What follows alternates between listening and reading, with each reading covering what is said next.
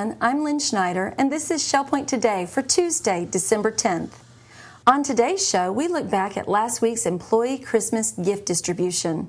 We're also going to meet Dan Warner, who writes a weekly column for the News Press after a 40-year career of Pulitzer Prize-winning journalism. But first, we want to remind you about this morning's meeting of the Vision Enrichment Group. Dr. Chris Vadalato of Behavioral Health will address some common ways to beat the holiday blues. All are welcome to the Vision Enrichment Group meeting this morning at 10:15 a.m. in the Social Center on the island. If you have any questions about the Vision Enrichment Group, please call Angie Pritchard at 454-2134 or Sandy Weber at 225-2929. And now we have a word from the Legacy Foundation. They wanted us to remind you that if you have an IRA and you're over the age of 70 and a half, you can make a non-taxable charitable contribution through your IRA rollover. But you need to make it happen by December 31st to get the tax benefits this year. To learn more, contact the Legacy Foundation at 466-8484. The Legacy Foundation is also hosting a year-end wrap-up seminar to cover the financial year that was and offer advice for investing in 2014. Tim Stevenson will welcome Jason Scoggins and David Moreland from UBS Financial Group for the 2013 year-end wrap-up. That'll be happening next Wednesday, December 18th at 10 a.m. in the Grand Cypress Room. Sign up now by calling the Island Service Desk at 454-2282 or the Woodland Service Desk at 454-2054. Speaking of year-end giving, our residents have shown a tremendous generosity this Christmas season. The employee Christmas gift was distributed on Friday to a very happy and grateful group of employees. It was the biggest gift ever this year, and all thanks to you. Here's a look back.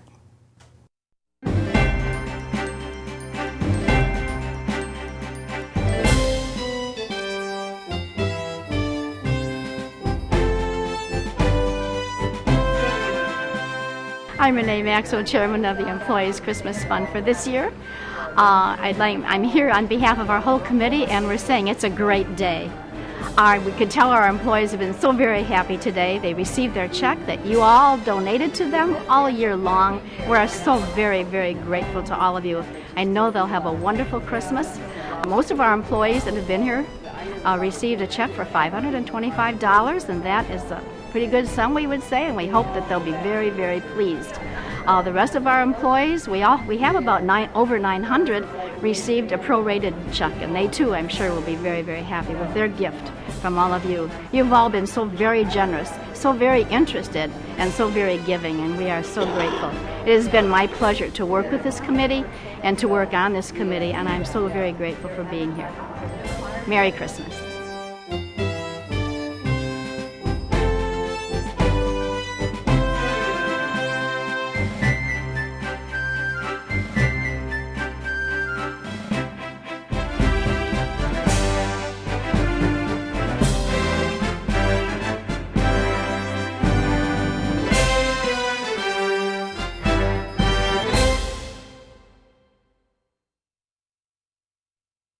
Our next story is about a ShellPoint resident for whom appearing in the newspaper is just another day at the office. Dan Warner grew up in Ohio, and he worked as a newspaper reporter and editor at the Akron Beacon Journal. He and his wife eventually moved to Massachusetts, where he worked on the Willie Horton story in 1988, which helped earn his newspaper the Pulitzer Prize. Since retiring to Fort Myers, Dan has stayed active in journalism, writing columns and editorials for the News Press every week. We asked Dan just how he got that start in journalism. I was born in Cleveland, Ohio, but to a single mother and with 5 other children. So when I was 2, I was sent off to relatives because there wasn't enough money to feed all of us. When I got into high school, I began to have some success with school assignments which required writing, and I got praise from teachers. Nothing motivates like praise, you know. And I decided fairly quickly, this is for me. This is what I can do. The assignment was to do a man on the street. I decided I'd do it about the basketball season and talk to students about how they thought we'd do and such. And I discovered that they weren't horribly articulate. So I'm sitting there thinking, this isn't going well. So I just started getting creative in my writing, and so I wrote this piece. And I turned it in, and a couple of days later, the teacher came to me and asked my permission to use it in the school paper. Obviously, I was thrilled and flattered, and then I was off. That was it. And it's almost fate. I mean, I wasn't really suited for anything else. I wasn't suited to write novels. This was a perfect fit. When I came out of the Army, and Janet and I were going to get married when I got out, but I went looking for a better newspaper and a better job, and I got a job in Akron, Ohio, Akron Beacon Journal. In those days, it was considered to be a very, very good newspaper, and it was owned by John Knight, who later had a chain. I worked there for 10 years. The staff was outstanding. I learned an awfully lot, and I did pretty well there. And as the years went on, I was surprised that I was doing as well as some of these people who I'd idolized. And I became a Sunday editor. I edited the Sunday magazine with, investigative pieces and features and that kind of thing. And that was fun, because you did interesting stuff. It was in 1968, and there was a race riot in town. There were race riots over the country in that year, that summer. And I had known that it was likely it would come to Akron. I wrote a riot plan for coverage. I was in the office for 13 days, never left, except to go a couple blocks down the street to a hotel to catch some sleep. We were sort of just hanging around, waiting for the riot to start. It was dusk, and I looked up and I saw 7 black men at my desk. So I went out, and the first thing I noticed was that they were well-dressed and they were old. They were old men. And I asked them what I could do, and they said they were the elders of the community, and they could stop this riot if we could convince the mayor to pull out the National Guard. And they said, if you can get the National Guard out of there, we can go down the streets and stop the riot. So, that's not my job. I mean, my job is to report the news. You can do that with the mayor. And they said, no, he'd never listen to us. We're nobodies. I called the mayor, and we had a meeting real quick. And long story short, after a bunch of back and forth, he agreed. And these guys left. The sheriff came up to me. He was furious. And he said, well, you want to go out into 5 Points with me? And that was where the riot central. And I said, sure. White van came screeching down the street, screeched to a halt. 2 black guys got out of it, went to the back door, opened it, pulled out sound equipment, and started a street dance. And the riot was over. I was 3 miles away from the office. The only way I could get there is walk back. So I walked back through all the black neighborhoods, and every couple blocks or so, some young man would come up to me and say, "You okay, man? We've been told to take care of you." And they did this all the way back to the office. And it was sort of amazing. It was in Lawrence, Massachusetts. The newspaper was the Eagle Tribune. It was a regional paper. It served this old industrial city plus a larger area in Massachusetts and an area in New Hampshire. And we were pretty well known because, frankly, of the New Hampshire primary. I got a call from the managing editor, who was second to me. They caught Willie Horton. And I'm not allowed to swear, right? And I said, who in the devil was Willie Horton? And he says, well, he's the guy who 10 years ago murdered a 15-year-old kid, and these 3 guys came in and they robbed him and they murdered him and they stuffed his body in a trash can. And they were caught and they were sentenced to life in prison without parole. That was 10 years earlier, and Willie Horton was one of those. Lo and behold, we find out he's out of prison. And he had gone to Maryland, where he had captured a woman and her boyfriend, and there was this manhunt going on that we didn't really know about because it was in Maryland. He was out on a weekend pass. Now, he's sentenced for first-degree murder to life without parole, and he's roaming the streets on a pass. Okay. Nobody knew that this was happening, that they were letting first-degree murders go out on the weekend. And we spent a year trying to find out how this came to be, why it came to be. This became an issue in the presidential campaign because George Bush did a video of revolving prison doors in Massachusetts and blamed Michael Dukakis for it. When we did this, we had no political intent. We didn't, that wasn't, except the governor stonewalled us too. Dukakis did nothing. So the knock against him that he was soft on crime was true. Not in the way they said it, but it was true. And we stayed out of that. Anyhow, he lost the presidency. So then it became a national story, and it became pretty well known. My take on Pulitzer is if you do Pulitzer quality work and then get lucky. About that time a wire story came over and the newsroom just erupted, and we had really done a good job. So we came down to retire. I like doing a column. I've done it. I've done it for like 44 years now. So I just made an appointment with the news press, went in, showed them samples, and they bought it. What I tried to do was to get people to think and to look at themselves. And I did a lot of warm human stories that frankly I'd like to get back to more. I try to approach even current issues. I try to approach them from a point of view nobody else approaches them from. Not this is right and this is wrong, or this is Republican and this is Democrat, but from, are you thinking of the big picture here? What are we really talking about here? We got this scandal with Trey Rado going on, all the angst, all the terror, all the horror. So I said, I can't write another one. So I wrote about a nice little warm story about Thanksgiving. Hi. It was only one word on the card, hi. There was no syrupy Hallmark moment and no long heartfelt message from the sender, just the one word, hi. And the sender's signed first name. He had written the word, signed his name, put the card in an envelope, addressed the envelope, stamped it, and sent it off in the mail. It was an act of bravery, given the identity of the soon-to-be recipient. The card went to his brother, the brother he hadn't spoken to in 35 years. That is how long their dispute kept molding, coldly, silently, a searing anger on both sides. The brother who received the card called the sender on the telephone. Let's meet, he said.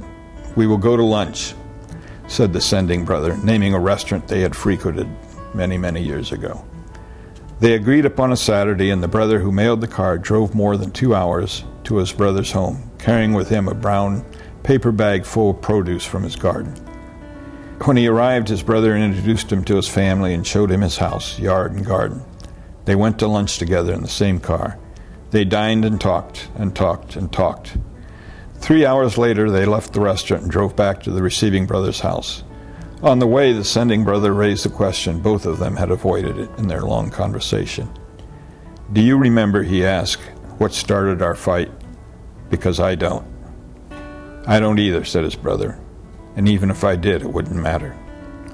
They went back to the house. The brother who had lived there went to the garden and picked some produce for the other brother to take back, and they parted to meet again and again and again. Hi. It started with a hi and a hurting, melting heart. How many of us today need to say hi to someone? That's the kind of thing I like to do. As a columnist, one of my core beliefs is that you get back what you put out, and I found that in terms of reader reaction, but then I got to thinking in terms of everything in life. Is what happens, and it's not just a bromide or something to be nice. It's true.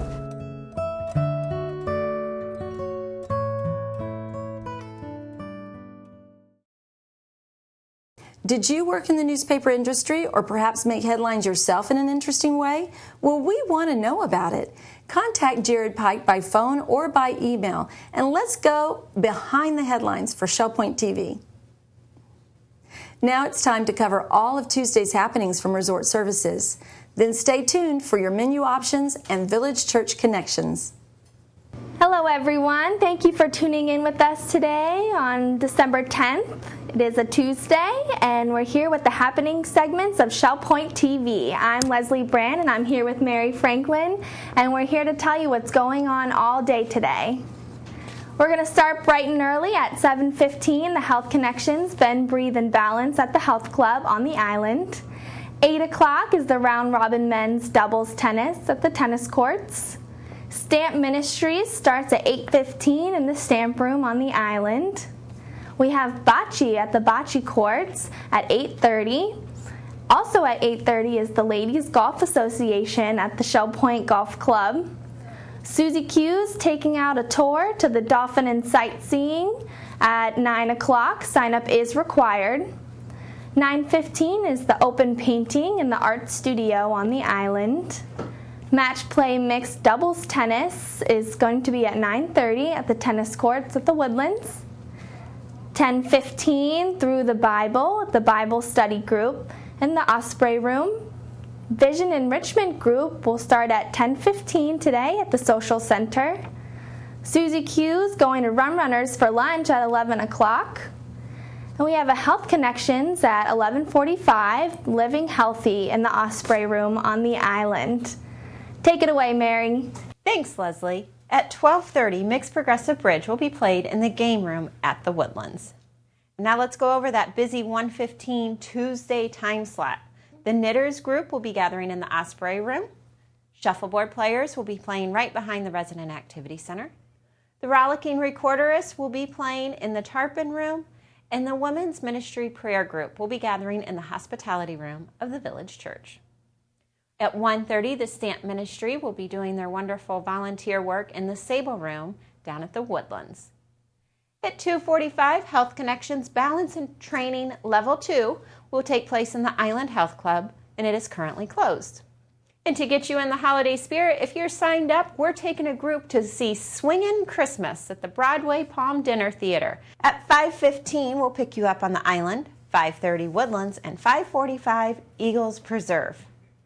Well, if that doesn't get you in the spirit of Christmas, I know what will, knowing that there's only 15 more shopping days. Woohoo! So tomorrow we are taking a group out shopping to the Gulf Coast Town Center with a court pickup beginning at 9:15. So if you want to sign up to go shopping tomorrow, call us either service desk today.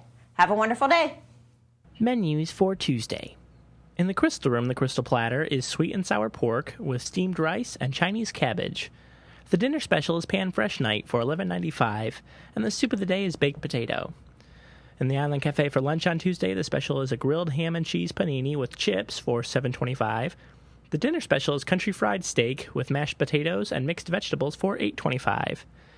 Dinner specials in the Palm Grill on Tuesday are veal piccata for $15.95 or grilled swordfish for $17.95. All menus are available 24 hours a day at www.shellpoint.net. Welcome to Village Church Connections. I'm David Pavey, administrator of the Alpha course, which is being offered at ShellPoint for the 11th consecutive year. It will run every Tuesday evening from January 14 to March 11 and one Saturday morning, March 1st. Over 18 million people in 169 countries have found answers to many of life's big questions by taking the Alpha course, which is offered by every major U.S. denomination in all 50 states.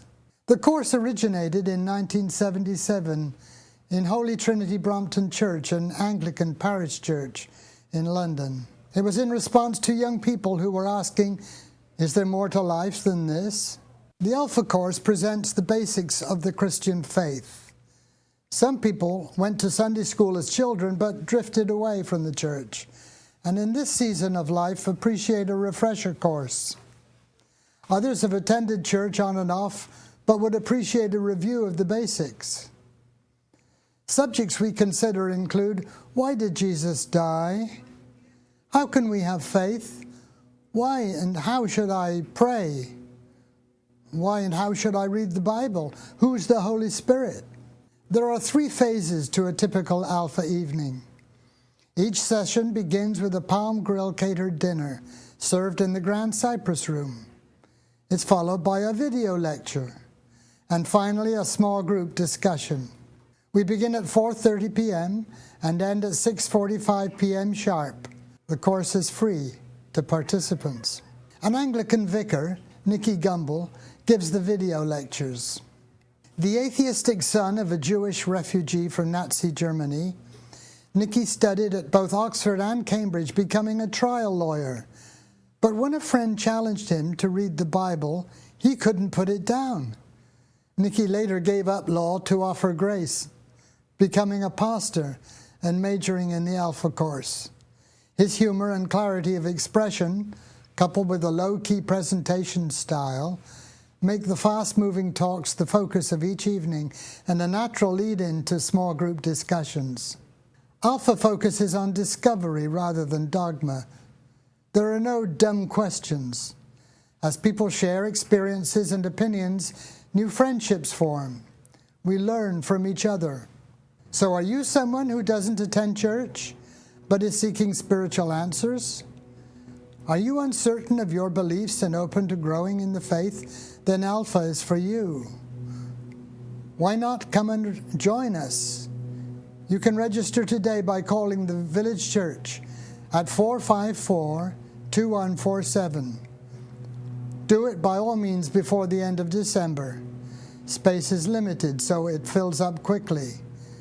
Do come and join us. You'll be glad you did. And thank you for tuning in to Village Church Connections. We're glad you joined us for today's show.